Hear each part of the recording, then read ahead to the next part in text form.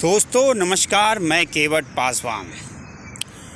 दोस्तों, इस देश में आप ना तो सच बोल सकते हैं और ना ही सच लिख सकते हैं, क्योंकि उस पे सरकार और न्यायपालिका का घना पहरा है।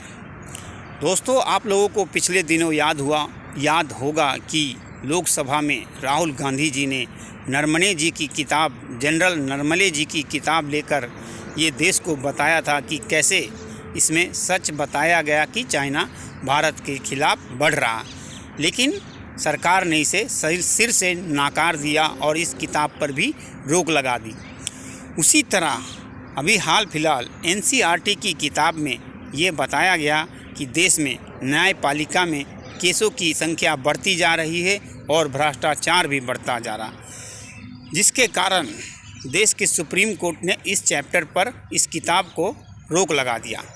तो दोस्तों, मैं आप लोगों को बताना चाहता हूं कि इस देश में कितने केस पेंडिंग हैं।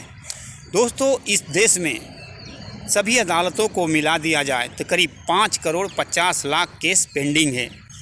इसमें करीब 12-13 लाख तो ऐसे मामले हैं जो 12-13-15 साल से चले आ रहे हैं, जिसका कोई फैसला अभी तक नहीं आया है। दोस्तों, ये सरकार द्वारा ही बताया गया है कि देश के सुप्रीम कोर्ट में करीब 92,828 मामले पेंडिंग हैं। सिर्फ 2026 के जनवरी महीने में ही 510 केस पेंडिंग होंगे। और ये लोकसभा में सरकार के कानून मंत्री ने बताया है कि देश के निचली अदालतों में करीब 4,84,57,345 मामले पेंडिंग हैं। उसी तरह देश के हाई कोर्ट में 63,63,406 मामले पेंडिंग हैं। ज़रा सोचिए, जब देश में इतनी केसें पेंडिंग हैं तो देश के लोगों को न्याय कहाँ से मिलेगा?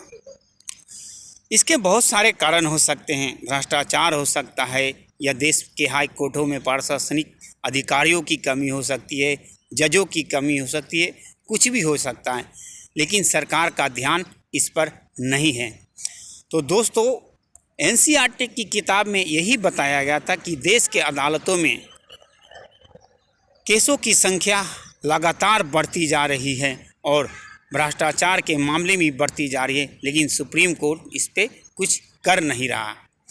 तो दोस्तों, आप लोग जागरूक होइए और समझिए और सोचिए कि हम आम लोगों को न्याय क्यों नहीं मिल पा रहा है।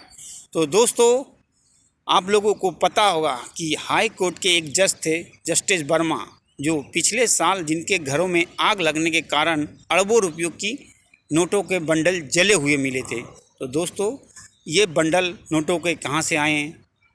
ये तो साफ है कि उनकी ये ईमानदारी की कमाई नहीं थी, जिस पे बहुत बड़ा हंगामा भी खड़ा हुआ, लेकिन ये मामला आया गया हो गया। तो एनसीईआरटी की किताब इसी को छापा और बताया था कि देश में क्या हो रहा, लेकिन सरकार ने इस पर भी रोक लगा दी। तो दोस्तों, इस वीडियो को लाइक करें, शेयर करें, फॉलो ज़रूर करें। धन्यवाद।